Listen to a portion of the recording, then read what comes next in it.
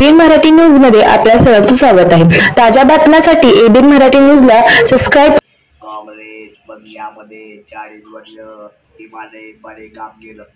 सेवा दलाला मी एवढी ताकद दिली, एवढी जबरदस्त सेवा दल महाराष्ट्रामध्ये ती उभं केलं, परंतु नेत्याला माझी ज्या प्रमाणामध्ये कदर व्हायला पाहिजे होती ती कदर केली नाही आणि मला काही कारण सांगणार मला आठवण्यात आलं आणि आठवण्यात आल्यानंतर माझी काही एंगेजमेंट केली नाही। मला महाराष्ट्राचं उपाध्यक्ष करायला पाहिजे होतं। मी नाना पटोले शिंदे साहेबांच्याकडे वारंवार मी विनंती केली। एवढं वर्ष मी काम केलेलं आहे। काँग्रेस पक्षाच्या संघटनेमध्ये लिहिलेलं आहे की आघाडीचा जो अध्यक्ष आहे सेवा दल किंवा काँग्रेस याच्याशिवाय महिला काँग्रेसचा अध्यक्ष जेव्हा पदावर खाली येतो तेव्हा त्याला वरिष्ठ उपाध्यक्ष म्हणून नेमतात, असं घटनेमध्ये लिहिलेलं नाही। काँग्रेस पक्षाच्या नेत्याने माझा विषय तिथपर्यंत जाऊ दिला नाही आणि माझ्यावर अन्याय केला आणि माझी कॅपॅसिटी आहे, माझी काम करण्याची कुवत आहे, माझी काम करण्याची जिद्द आहे,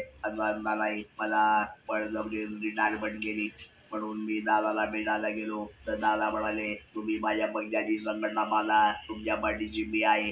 त्या प्रकारे दादाने एक गाय गागीपणे झुंड दिली।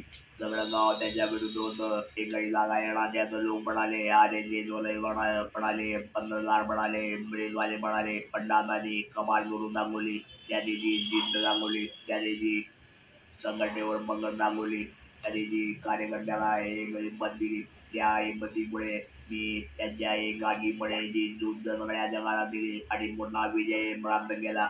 ते जिद्द बघून मी त्यांच्याकडे आंगणलेलो गेलो आणि मी दादाला भेटलो आणि दादाला भेटून मी सांगितलं, दादा तुमच्या संघटनेत मला काम करायचं दिलं, चांगल्या पद्धतीने दिली तर मी काम करणार आहे। दादाने दाबडलो बोंगार दिला आणि मला महिला आदर प्रवेश करा आणि मग दादा नटकरी आणि आम्ही दोघा एकत्र होतो। आम्ही चर्चा केली काय केलं पाहिजे संघटनेमध्ये आणि मग लगेच प्रवेश केला। मंगळवारी प्रवेश केला। आज सोलापूर शहरामध्ये आलो आहे।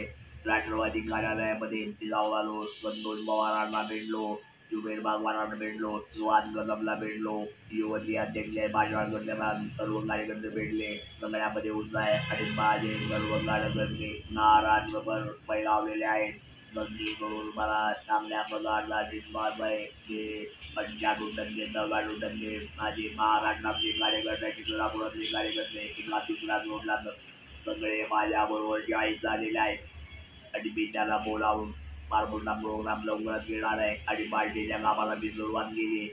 आज अंगलकोट बाबीचं दर्शन घेतलं आणि गावाला सुरुवात केली। उद्या पंढरपूर दर्शन घेणार, पुन्हा मुला बॉडी दर्शन घेऊन पार्टीचा प्रचार दौरा 12 नोव्हेंबरला सुरुवात करणार। पक्ष सोडण्यापूर्वी आपण सुशीलकुमार शिंदे असतील किंवा इतर नेत्यांना याची कल्पना म्हटली कल्पना देण्यासाठी मी फोन केला, पण शिंदे साहेबांचा फोन जो आहे तो माझा फोन त्यांनी कदाचित उचलला नाही। मी 4-5 वेळा प्रयत्न केला पण शिंदेला मी काही फोन केला नाही, पण शिंदे साहेबांना फोन केला कारण शिंदे साहेबांच्या बरोबर मी 40 वर्ष काम केलंय।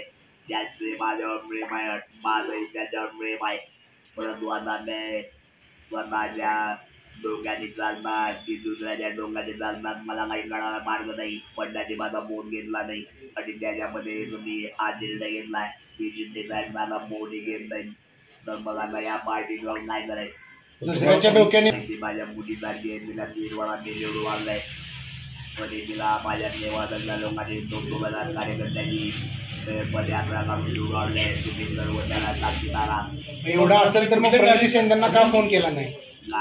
असं जर असेल तर प्रणिती शिंदेना मग आपण फोन करून का सांगितलं नाही? प्रणिती माझा एवढा संवाद नाही आहे। मी निवडणुकीला मी जातो, काम करतो, बाकी प्रणितीकडे मी काही काम सांगत नाही आणि माझं कोणतंही काम प्रणितीमुळे किंवा शिंदे साहेबांमुळे अडत नाही। माझ्या सर्व संपर्क महाराष्ट्रामध्ये सर्व नेत्याची आहेत, त्यामुळे माझं काम कोणतंही अडत नाही।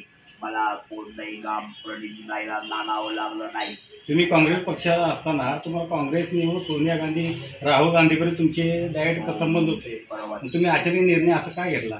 सोनिया गांधी आणि राहुल गांधीचे माझे अजूनही संबंध आहेत, परंतु हे लोक जे लीडर आहेत नाना पटोले, बाळा